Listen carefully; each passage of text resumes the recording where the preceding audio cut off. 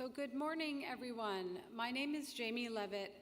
I am chair of the Board of Trustees here, and it is my great pleasure and singular honor to welcome you all to the Cooper Union for the Advancement of Science and Art, and to the exciting inauguration of our 14th president, Stephen M. McLaughlin.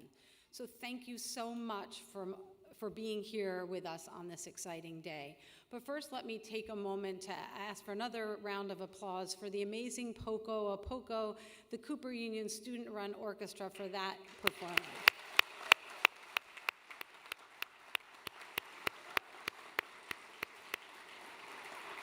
The group's members are Benny Young on piano, Mia Mesa-Jones and Ruhu on violin, Nolan Jin on viola, and Yuno Lee on cello, and they were just absolutely wonderful, so thank you. Now, although Steve is well into his first year as president, today we are officially welcoming him to the Cooper community. And we do so with many in attendance, in addition to our trustees who are here with us and in spirit, including Joe DeBroni, a descendant of Peter Cooper. We have Cooper faculty, we have staff, we have alumni, partners, and friends, and we are delighted to welcome you all with us and numerous representatives from academic institutions around the country, including University of North Carolina at Chapel Hill, Duke University, New York University, University of Illinois Urbana-Champaign, the Georgia Institute of Technology, near and dear to Steve's heart, the Pratt Institute, Barnard College, Carnegie Mellon University, the New School, and the Fashion Institute of Technology. We really welcome and thank you all for joining us. These delegates from other higher ed institutions represent the shared commitment of higher education to the pursuit of knowledge, which is what we are all here for. We also have many special guests in the audience today. I want to say a special thank you and hello to the Honorable Brad Hoylman Siegel, our Manhattan Borough President, Lee Island, the wife of John J. Island, Cooper Union's 10th president, Laura Sparks, the 13th president of the Cooper Union, a dear friend and an amazing leader for this school, and Malcolm King, an electrical engineering graduate of Cooper, our previous board chair just prior to me, who stepped up to serve as interim president. Thank you, Malcolm. Thank you, Laura, and thank you, everyone here. Now I would ask you to please rise for the national anthem, which will be performed by Cooper's Vice President of Alumni Affairs and Development, who has a secret other power, and that's Isaac Thweet. So Isaac, please join us.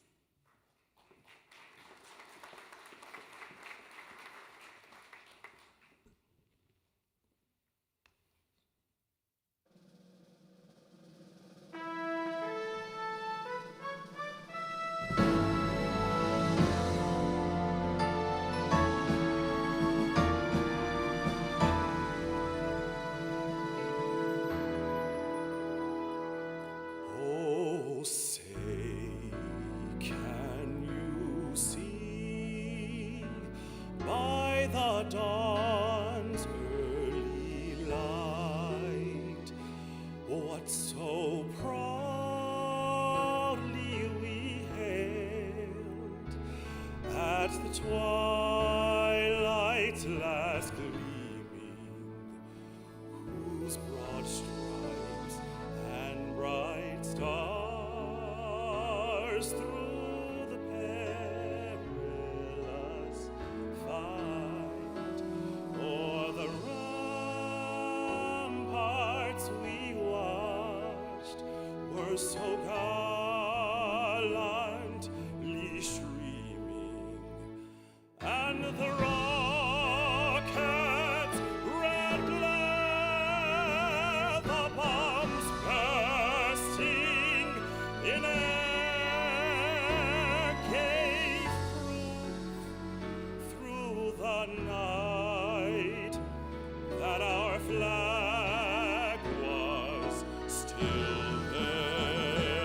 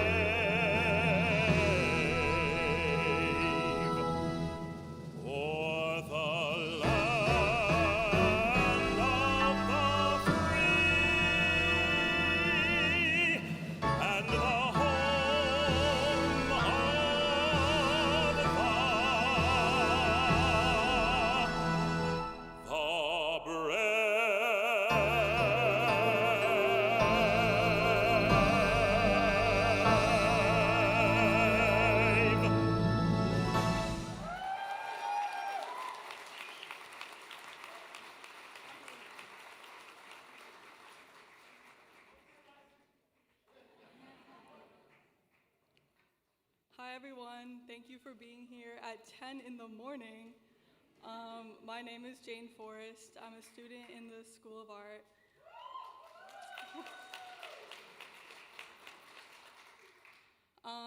I was asked to write something to celebrate this new beginning at the Cooper Union and share in this moment of reflection, so thank you for asking me to do that. How quiet can something be before it loses power? We gather here today in a room meant for beginnings, while outside these walls, history continues without ceremony.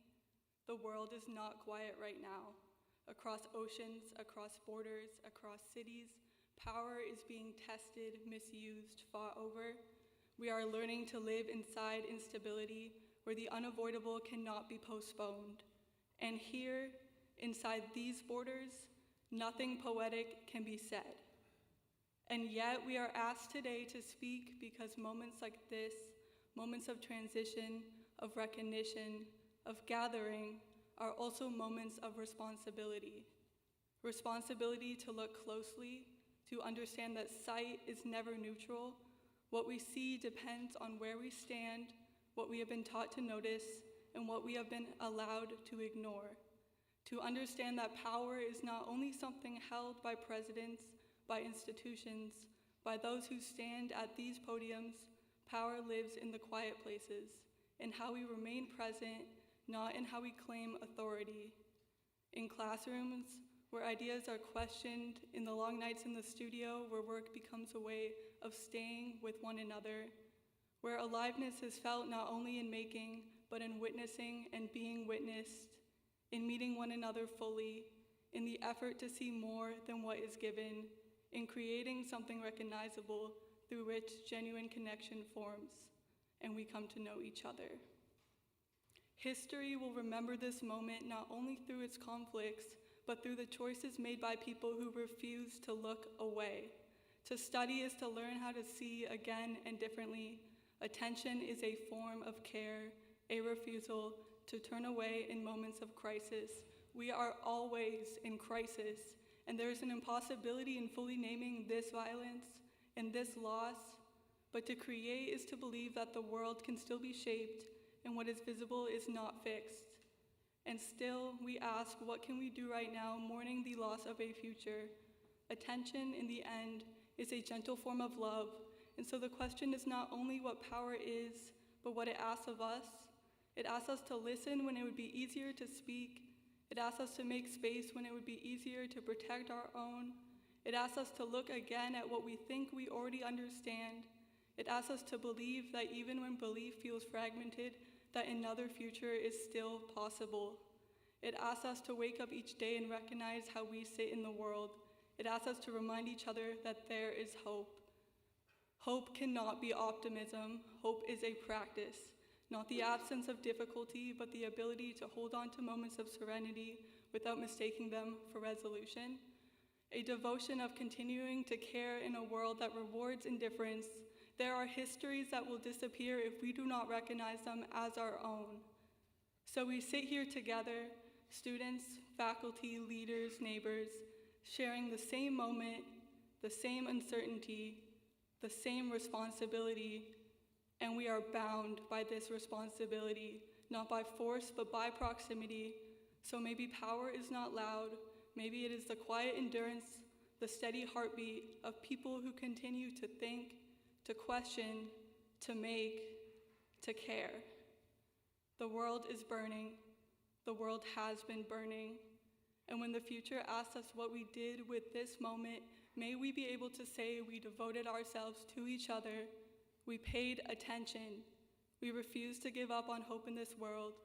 We refuse to let the world give up on us. Thank you.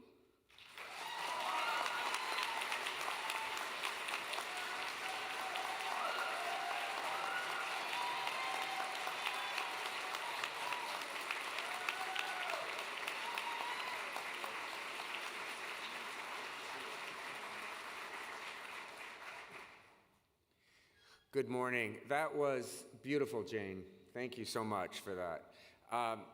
Good morning, Cooper Union. I'm Manhattan Borough President Brad Hoylman Siegel, and it's an absolute privilege to join you for the inauguration of the Cooper Union's 14th president, Stephen W. McLaughlin. I'd like to give a special thank you to Board Chair Jamie Levitt and to Malcolm King, who served as interim president last year. President McLaughlin, you are now the steward of one of Manhattan's most amazing institutions, not only of higher learning, but also of community gathering. The Cooper Union, and the Great Hall especially, has played such an outsized role in our nation's history. It's in this very place we know that presidential hopeful Abraham Lincoln railed against expanding slavery to the westward territories and in many ways sealed his win a few months later. Honestly, I can't believe we're all here standing in the same place as Lincoln, not to mention other greats like Frederick Douglass, Susan B. Anthony, Thurgood Marshall, Larry Kramer, Theodore Roosevelt, Barack Obama. Among the hallowed history that you're inheriting, President McLaughlin, is Cooper Union's legacy as one of the most affordable universities in the country. For more than 150 years, every single student left Cooper Union not only without any debt, but without having paid any tuition at all. Free tuition made it possible for countless students who otherwise couldn't have afforded a college degree to get one of the country's most prestigious post-secondary educations. I know it was a blow to students in the community when the school faced insurmountable financial challenges and Cooper Union had to introduce tuition. But I'm so thrilled that seniors now attend free of charge and that the school is on the way to returning to its roots, honoring in its legacy, and will be free for everyone who gets in by 2028.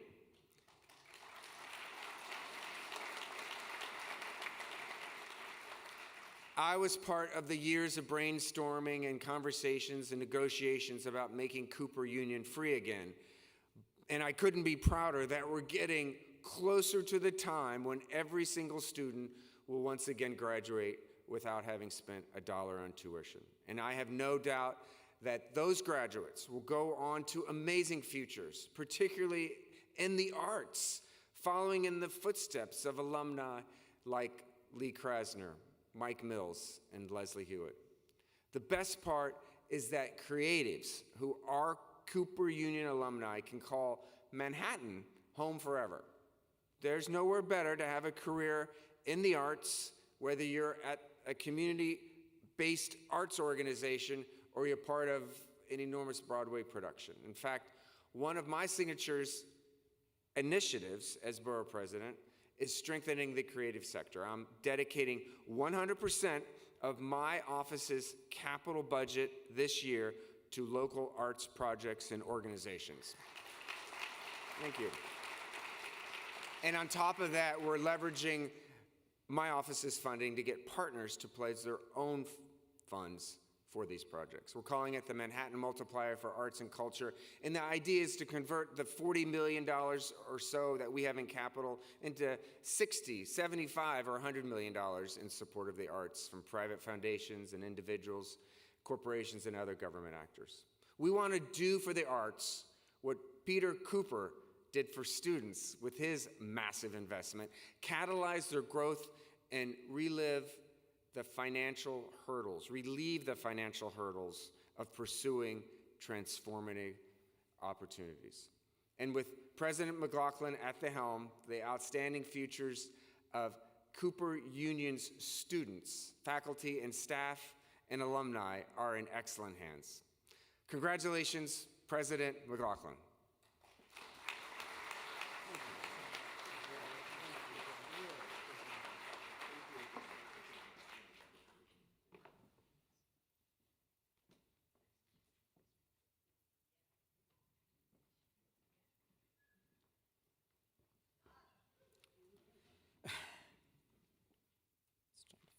name here. Hello. Good morning and welcome to all the distinguished guests and trustees, alumni, students, staff, faculty colleagues that are all gathered here in the Great Hall.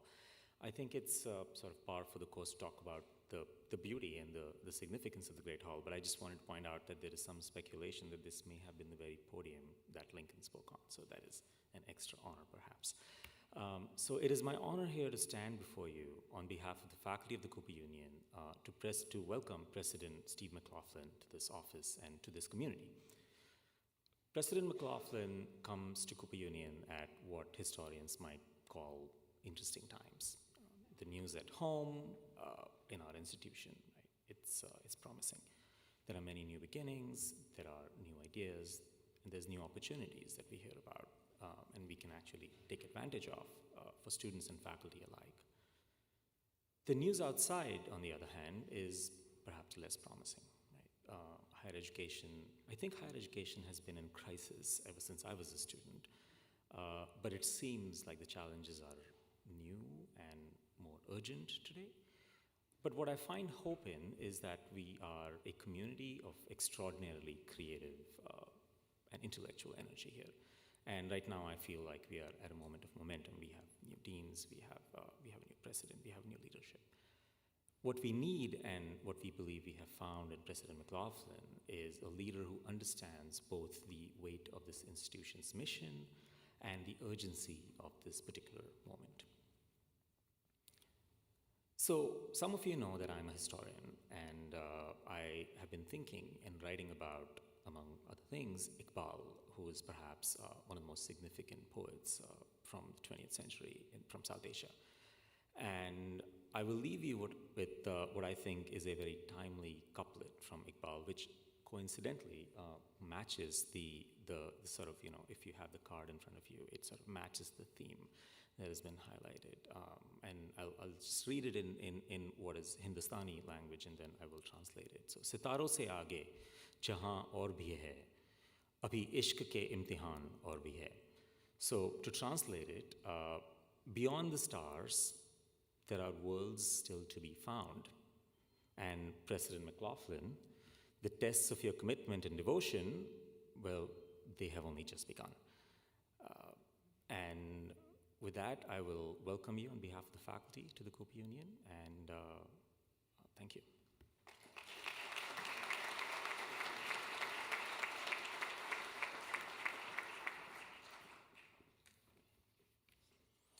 Good morning.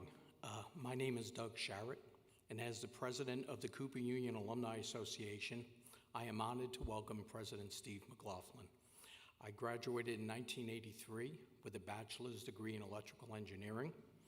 My 4 years as a student were extraordinary, challenging, and of course, highly educational. In many ways, they feel like only yesterday. And yet, as I look back, I realize that my time as an alumnus has now far exceeded my time as a student. The school has come a long way since I graduated, especially since the difficult years of the 2010s. Under the thoughtful leadership of Presidents Sparks and King, together with a prudent board of trustees, the school not only survived, but we have thrived. Today, Cooper Union remains one of the most selective institutions in the country with an acceptance rate of just 12%, a testament to the brilliant creative minds that continue to seek out this world-class education. After all, the students have always been and will always be the reason for being of this school. As Peter Cooper told the trustees in 1859, his design was to create a place where unnumbered youth would find the inspiration of truth and spread its transforming influence throughout the world. When Steve and I first spoke last fall, he invited me into a new era, in his words, a new beginning. With the consent decree and financial monitor thankfully behind us, and in their place, new leadership, renewed energy, and rekindled relationships, the school is well on its way to once again providing 4-year full tuition scholarships to all undergraduates. But this is not a moment for complacency. Awaiting Steve is a new set of challenges, from managing our iconic assets like the Chrysler Building to educating students who live through a global pandemic in a world that increasingly questions the value of a college degree. We, the alumni, are prepared to fully support Steve. Peter Cooper himself gave us the charge.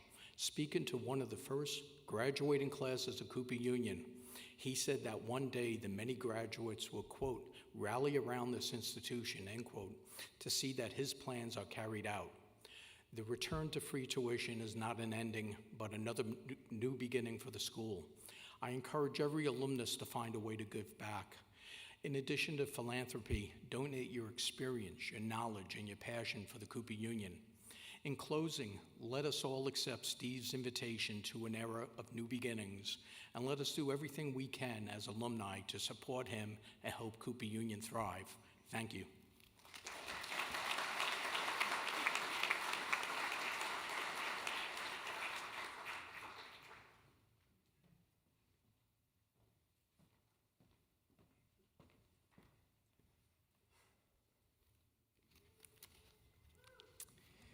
Good morning, everyone.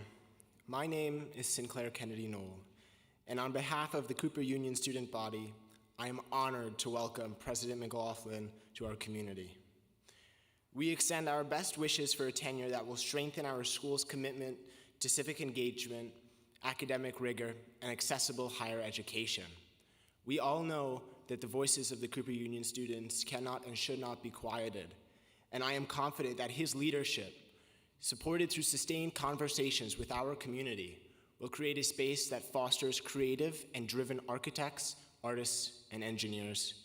Steve, welcome to Cooper Union. Now I'd like to welcome my fellow classmate Isabella Ng to the stage.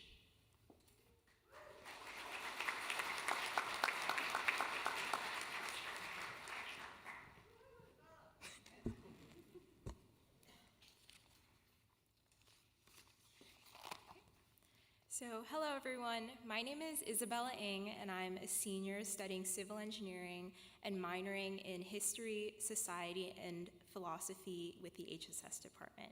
And it is my distinct pleasure to introduce today's keynote speaker, Dr. Kay Husbands-Fealing.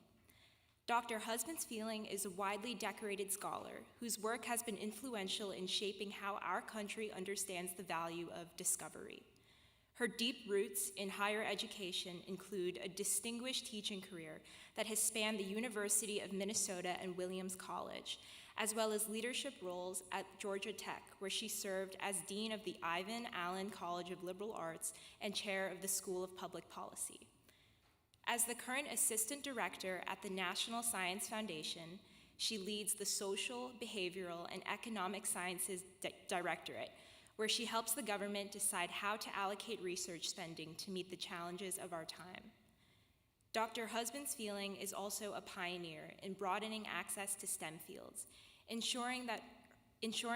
working to ensure that the next generation of scientists and economists reflects the full diversity of our country. Dr. Husbands-Fealing has spent her career at the intersection of rigorous data and human impact. We have invited her here today because her insights into innovation and science can guide us as we open a new chapter in Cooper Union history. Please join me in welcoming Dr. Kay Husbands-Fealing.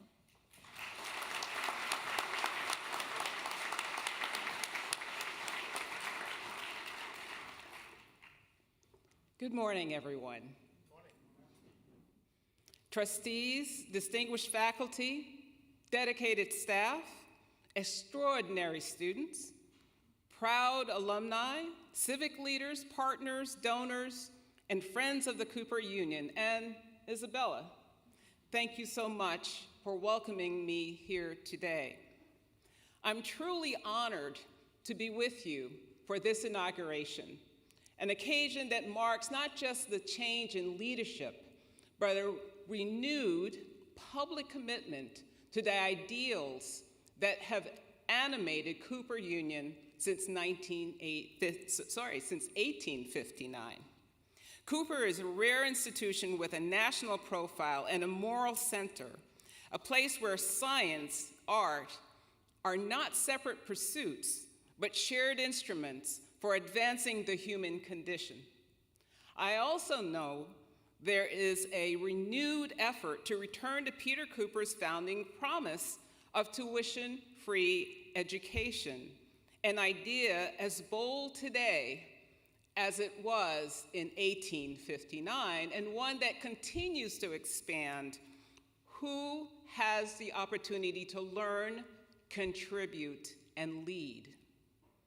We are living through a hinge point when the tools we build can change the conditions of life, and where the values we choose will determine whether those tools liberate or constrain, heal or harm, connect or divide. In moments like this, institutions of higher education become more than just places of learning. They become stewards of possibility. I come today with a personal sense of gratitude for what becomes possible when education is treated not as a privilege to be rationed, but as an investment to be expanded. My father was a beneficiary of free public higher education, earning his bachelor's, master's, and a PhD from multiple institutions in the CUNY system, the City University of New York system, starting in the 1960s. As an immigrant to this country, education wasn't an ornament, it was a tool. It was the leg up our family needed to build a life and contribute to a community. That is how opportunity becomes legacy. When access creates excellence, and excellence turns into service. I share this not just as a proud daughter, but as an economist who has spent a career in science and innovation policy, examining how to prioritize research, how we broaden the STEM pipeline and pathways, and how we measure the true return on investment in human talent. My research at the National Science Foundation and beyond has shown that our national competitive advantage depends on one thing: ensuring that talent from every zip code and background has a clear pathway to contribute. And it is through that professional lens that I recognize the leader Cooper Union has chosen. Because in Steve McLaughlin, I see the personification of the data. Steve and I have shared many seasons of leadership together as partners in the work of building an institution worthy of its students. Through every challenge, large or small, Steve's instinct was consistent. When I brought him a dilemma, he did not begin with distance or defensiveness. He began with a question that is in many ways a philosophy of leadership: how can I help? This question is profoundly important at this particular moment. This is a moment. It isn't just a kind gesture to say, how can I help? It is a mission-critical mindset. Because we look at the horizon for higher education, the problems we need to solve, the challenges we face, we never have been more complex.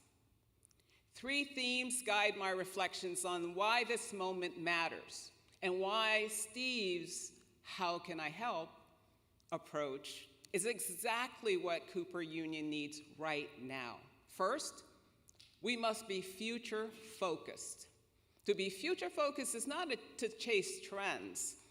It is to prepare people to meet a world they have not seen, and then to give them the confidence to shape it. But it is the hands of the Cooper Union graduates.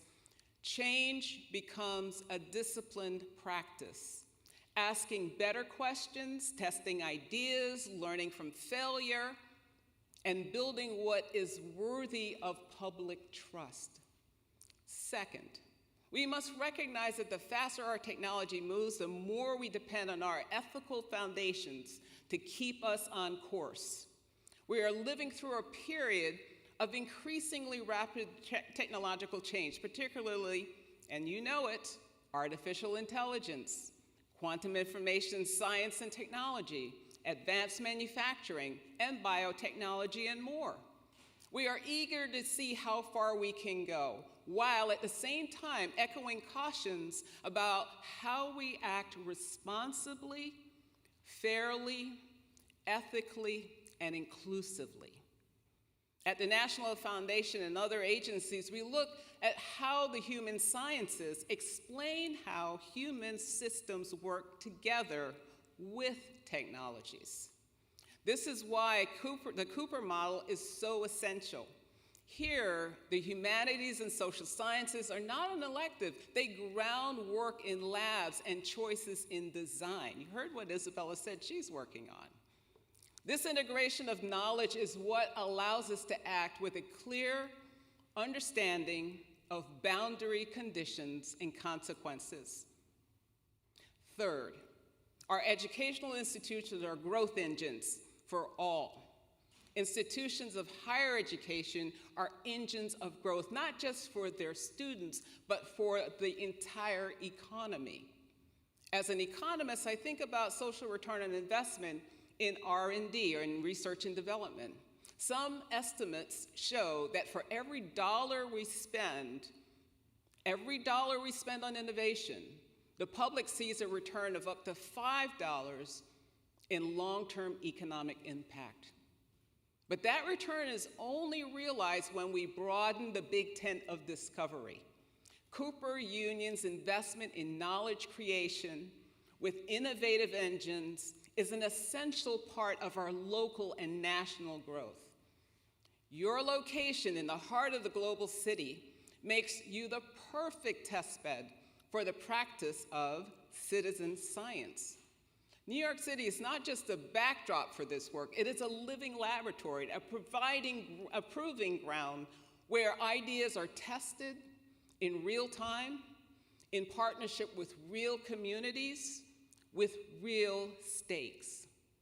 It is a braided path where research, education, and policy work together. When we expand the boundaries of who practices, we change the very focus of our research. But impact does not speak for itself. It must be measured, communicated, shared, not for the recognition alone, but to sustain the very conditions that make this work possible. When no segment of society remains underserved, the face and the foci of science begin to reflect the world we live in. Peter Cooper had a bead on this when he founded Cooper Union in 1859. Now, let me offer a simple charge for this moment. Make what you learn here matter out there. Make what you learn here matter out there. Cooper Union is built for this kind of impact because it refuses a false choice.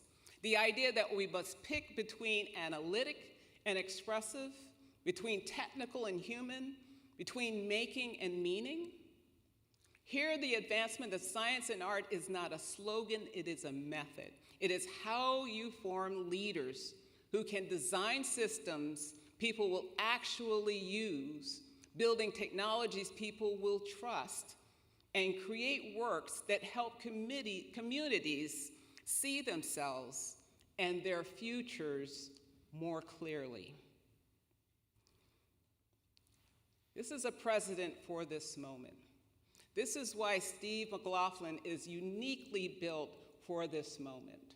He brings an uncommon combination of Cooper's Union's needs, deep academic credibility, proven executive leadership, and a spirit of generous collaboration.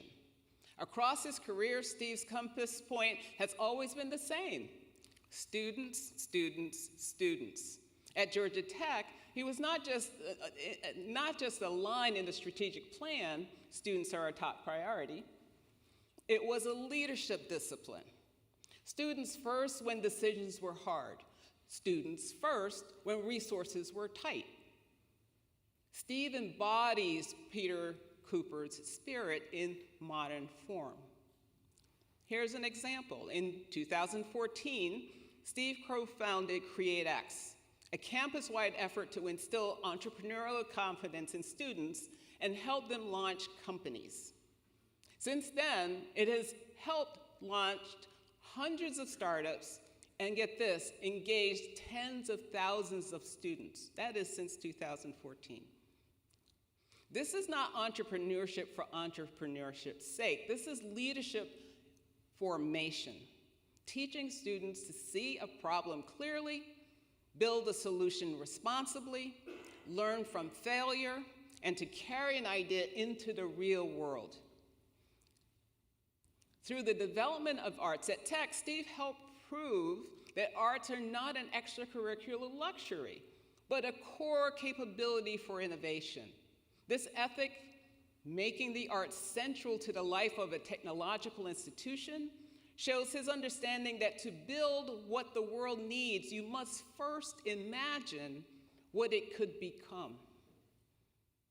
There's so much more that I could tell you about Steve's seemingly endless energy and ingenuity and his accomplishments. There's a lot to say, but I would prefer to tell you a little bit about Steve the person.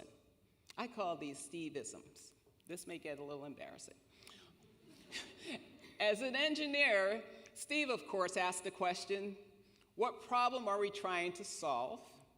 However, as a leader, he quickly adds, and what questions aren't we asking yet? Curiosity, critical thinking, diving deeper drives how he conducts his day. When I would bring Steve a complex problem, the kind of multi-layered challenges that we often face, his advice was consistently grounded in another Steveism: tend to the obvious. In a world of complexity, he understands the effective leadership is often about simplification.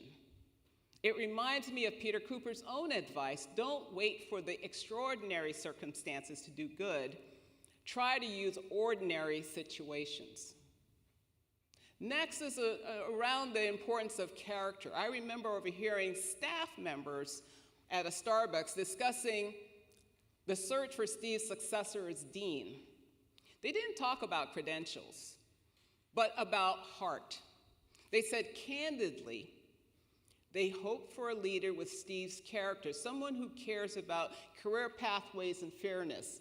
I learned from Steve that leadership is about the connection to people doing the work. And finally, I must speak about Steve's conviction in the importance of shared governance. I also remember a time when Steve stood up to a challenge from outside our institution. Our faculty felt strongly that their voice and role in governance was being sidelined. With clarity of conviction and professionalism, Steve made it clear that he supported his faculty and that he would work through the issues, we would work through the issues together. That is the kind of leader Steve is, someone who does not just hold authority, but protects the collective voice of the community he serves. These Steve-isms are more than charming phrases and purposeful actions. They are habits of mind and habits of heart. As we close, I want to return to Peter Cooper's simple, radical belief that education is the key not only to personal prosperity, but to civic virtue and harmony. When I look at the students here this morning, I think about my father and my mother. She went to St. Francis, actually. And they were immigrants who found their footing because of education that opened a door. I think about my daughter, who now gives back so that the next generation of students can get access to opportunities that she had. And I think about what Cooper Union represents for every brilliant, hungry student wondering where they will be and whether there will be a place for them. I want you to know that Cooper is that place. Cooper says, we see you. We will challenge you, and we will not let your talent go to waste. Yo-Yo Ma once reminded us that culture, our shared language of meaning, creates the trust that makes a society possible. We cannot outsource that responsibility. We must participate in it by pursuing basic science research, by making art, by designing with care, by building with integrity, and by looking up at the same stars and deciding together what kind of world we want to live in. I am so hopeful about Steve's presidency because I have watched him lead in ways that matters most, by making people feel seen and by asking again and again, how can I help? Steve, on behalf of so many who love this institution, welcome home to Cooper Union. We may lead with courage. May you lead with courage and compassion. May you protect what is essential and expand what is possible. Congratulations, President McLaughlin, and may your inauguration be the beginning of Cooper Union's next great era of excellence in the public service of science and art. Godspeed.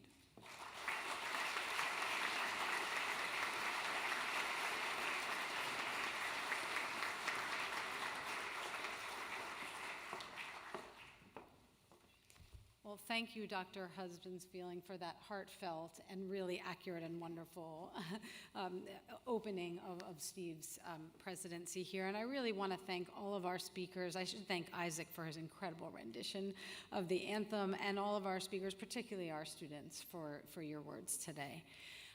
As the chair of the board, it is now my great honor to conduct the investiture that we're here for of the 14th president of the Cooper Union for the advancement of science and art. This investiture is both a celebration and, as you've heard, a promise.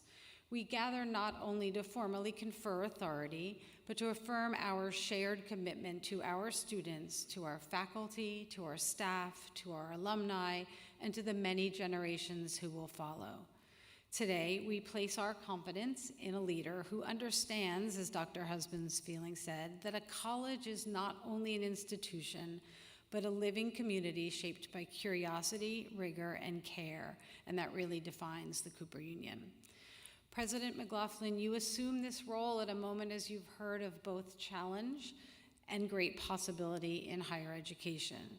The questions facing colleges and institutions today are complex and perhaps unique, but so too is the talent and dedication within this community.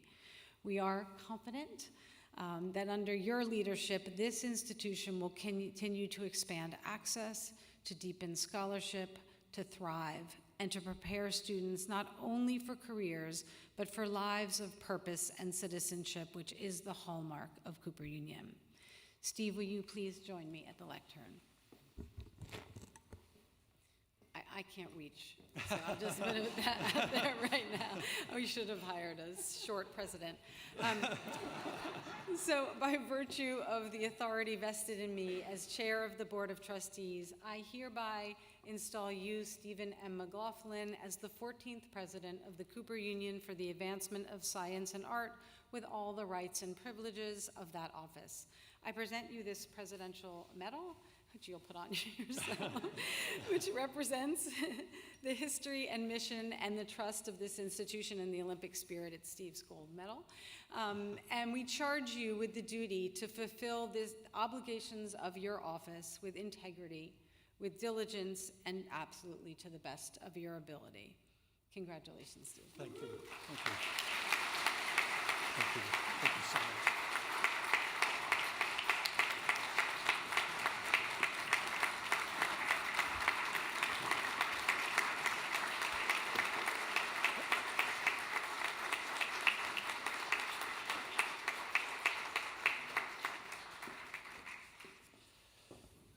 Wow.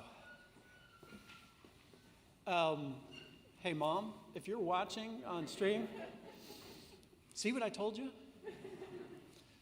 Wow, I just can't even, just overwhelmed. I'm overwhelmed. Of course, I have some prepared remarks, and there's just so many people here to thank, and we'll do some of that, but just a fantastic day. So I'll start. So thank you so much, Jamie. Your partnership and leadership as the chair of Cooper's Board of Trustees is invaluable. On behalf of our full community, we are absolutely grateful. So good morning, everyone. To our trustees, faculty, staff, alumni, and friends of Cooper Union, to our students, especially those who've performed and spoken here today, and really all of the students who inspire me every single day. To former President Laura Sparks, former board chair, interim president, alumnus, and Cooper legend, Malcolm King. It's true. And to Lee Islin, whose steadfast support of Cooper is such a wonderful tribute to her husband, Jay. By the way, Lee also gifted me the most extraordinary artifacts from Jay's time as Cooper's president. Thank you so much, Lee.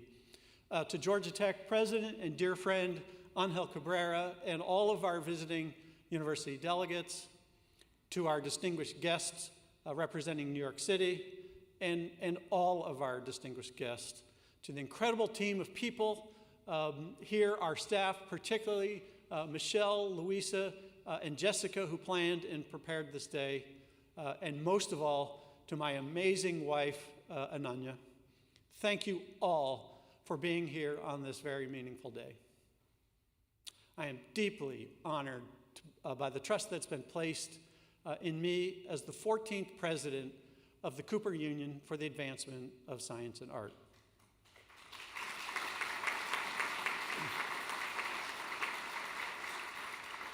This day is, much more about much more than just any single person. It's about community, our community.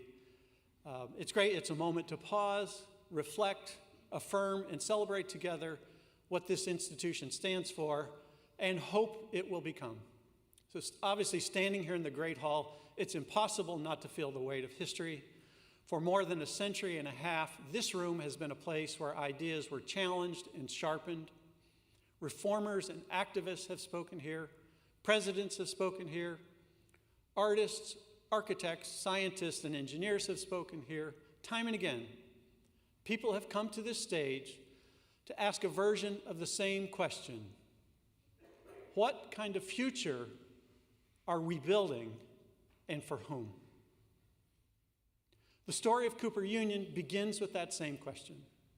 When Peter Cooper founded this institution in 1859, he began with a radical belief that talent exists everywhere, but opportunity does not. He didn't build this institution to preserve privilege. He built it to expand possibility. That's why he established the Cooper Union as a free center of learning. He was an inventor who believed that one's greatest responsibility is to apply our abilities to the public good, turning bold ideas into public contributions. And his hope, as he wrote, was to place this institution in the hands of those who would, quote, know and feel the importance of forever devoting it to the improvement of the rising generation. This institution is now in our hands, and we bear the privilege and responsibility of forever devoting it to the education that is as free as air and water. Forever devoting it to an education that transforms lives. Forever devoting the Cooper Union to the rising generation. These words remain our North Star. Over the past 9 months, I spent a great deal of time with students, faculty, staff, alumni, our board, and our friends. What I've learned, and what I've heard, and in fact, what I've witnessed from our community members all relates to the same idea: devotion. Devotion to the values set forth at our start, and the realization that those values have sustained us no matter what the situation or challenge.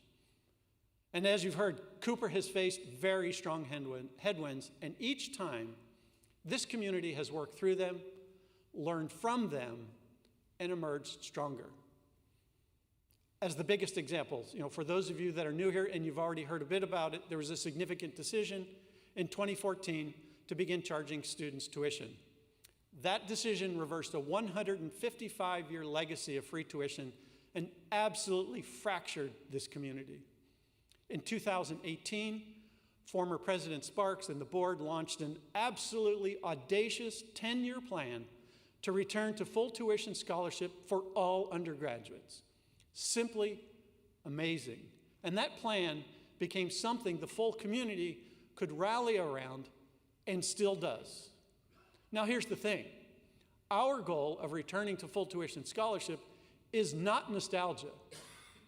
It's a commitment to Peter Cooper's founding promise and to the students who come here with extraordinary talent, ambition, and hope. I'm proud to say that more than 7 years into the plan, we're on track.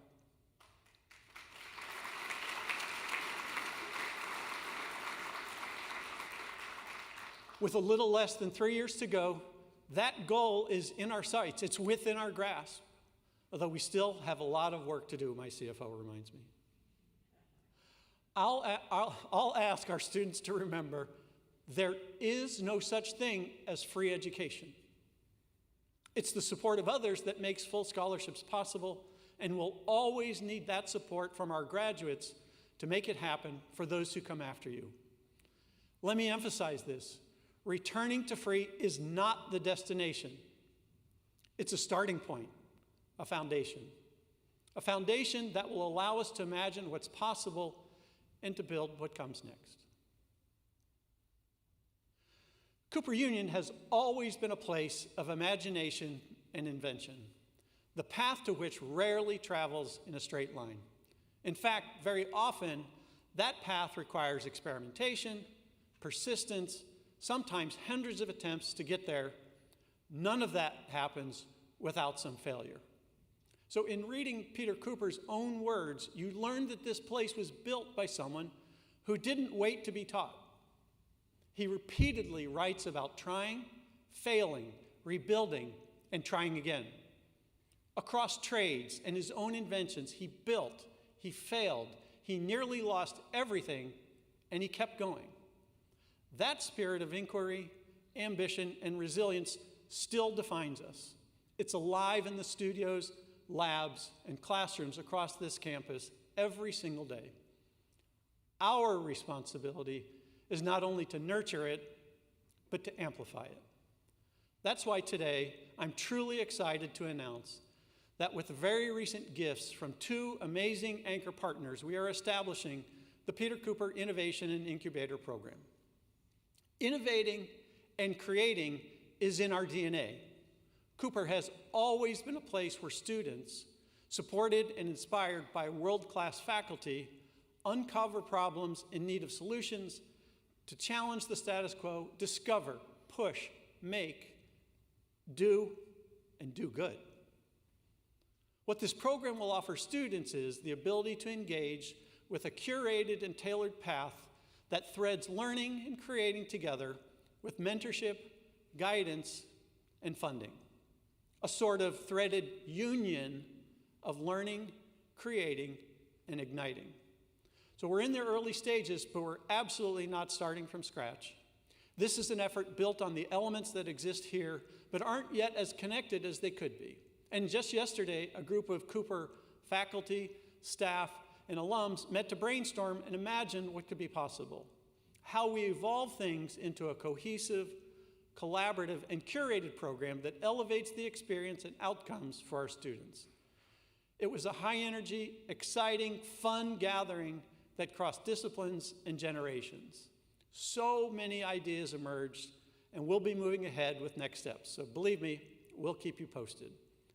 None of this would have been possible without the extraordinary partners that we have, especially Ray Savino and Henry and Shelby Miller at the IDC Foundation and alumnus John Manick. Together, their extraordinary recent gifts will allow us to make this program happen.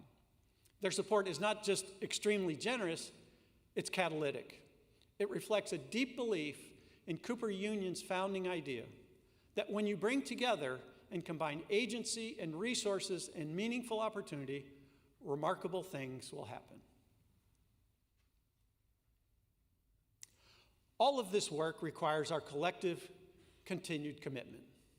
And today is just the day to affirm those commitments. So I'll start. As president, I commit to finishing the return to full scholarship, tuition-free undergraduate education, and to ensuring that this kind of access continues to fuel the student experience that defines Cooper.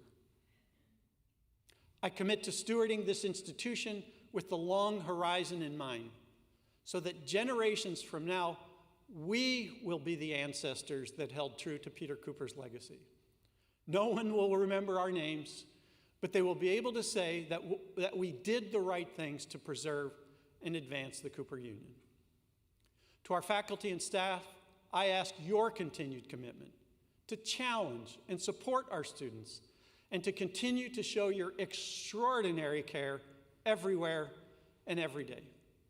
To continue to champion academic freedom where diverse perspectives can be expressed, heard, and examined with openness and respect, and to guide our students in navigating that complexity. And to dream, for you to dream, and to support our students in their dreams. To our students, our rising generation, I ask that you commit to pursuing excellence fearlessly while also embracing the idea of failing and trying again. To testing us, testing me, and helping us create the fullest possible experience for you. And of course, to our beloved community of alumni and friends, we need your commitment to further our aspirations through your support, talents, and time, and creative partnerships, just like the IDC Foundation and John Manick have done at this very special moment. When I first accepted this role nearly 1 year ago, I said something that still feels just as important now as it did then. We will not be perfect, but perfection is not what defines great institutions. What defines us is our history and our values. What defines us is how we meet our most difficult moments. What defines us is kindness and doing good. I believe we'll realize all of these things together by forever devoting ourselves to education that is as free as air and water, forever devoting ourselves to a Cooper education that transforms lives, and forever devoting ourselves to the rising generation. It's my honor to be with you in this moment. Thank you very much.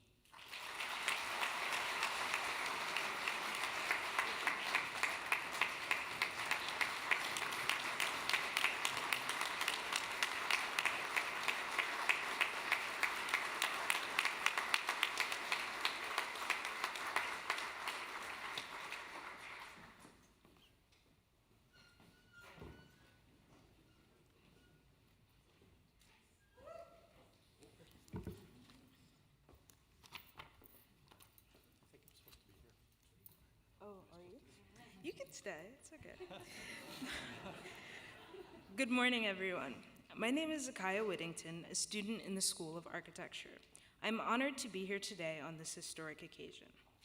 President McLaughlin, the students of the Cooper Union would like to present you with a gift that is emblematic of our history. Created by Cooper alumnus Nicholas Fasciano, we're pleased that he's here today. Mr. Fasciano, could you please stand?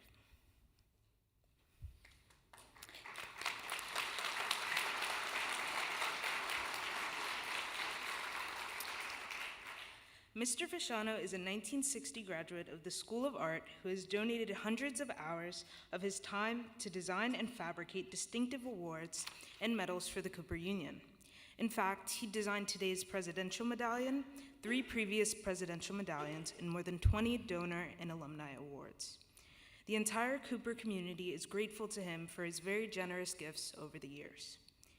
This piece is comprised of a section from an original rolled iron beam produced by Peter Cooper for the construction of the foundation building, which in 1853 was cutting-edge technology.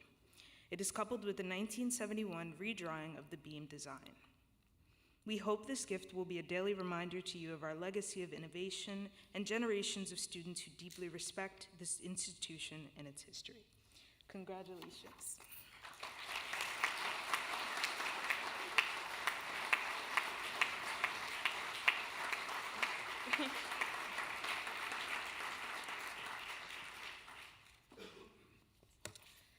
And it is now my honor to introduce Dr. Anel Cabrera, President of the Georgia Institute of Technology, who will provide closing remarks for today. Thank you so much. Thank you. Y'all seem to be taking this space for granted, but I'm still freaking out that this is President Lincoln's podium. Are you kidding me? And this whole idea of this is where the right makes might speech was pronounced. If you ever need some energy in the next few years, Steve, come and just touch the podium, and I'm sure great energy will come back. Hey, I've been very moved by the few words on the top. So I want to close this event by bringing us to the front cover of the program and read it together. My hope is, this is words by Peter Cooper himself, my hope is to place this institution in the hands and under the control of those that will both know and feel the importance of forever devoting it in the most effectual manner to the moral, mental, and physical improvement of the rising generation. Those who know and feel. I'm here to tell you, you got the right guy for this job. Madam Chair, you killed it. Tell you about the no. Steve managed to go to the finest institutions of this country. He earned their way through them and came out with degrees from the finest institutions. He then came to Georgia Tech for a 30-year-long training for this job. And every step of the way, he excelled. We put him through a grueling 10-year track, and he went through all the ranks and even got honors by his society, his professional society. He became school chair. He became head of our international programs. We sent him to France, and he came back knighted. I kid you not. It's actually written in the program. He became dean and was a transformative dean, as you have heard, and some of his ideas are already being manifested here. I love the program you just announced. Then he became provost of Georgia Tech at the worst possible time, in the middle of the global pandemic. And to let him prepare for the assignment, I gave him 7 days. And he accepted the challenge. And he guided our community through it. Whatever mistakes any leader has to make to grow as a leader, he has made them on our dime. You are welcome. But here's the part that we have nothing to do with. We claim all about the no part. We have nothing to do with the feel part. He cares about the mission of this place deeply because that's who Steve is. Students, when your new president says he cares about you, those are not just words. That's his life motto. That's why he does what he does for a living. Faculty, when he tells you that he cares, he's not making that up because he is one of you. And board members, staff members, administrators, alums, when he tells you he cares about the mission of this place, he does because it is his life mission. Congratulations, Cooper Union. You could not have hired a better president for the years to come. Congratulations.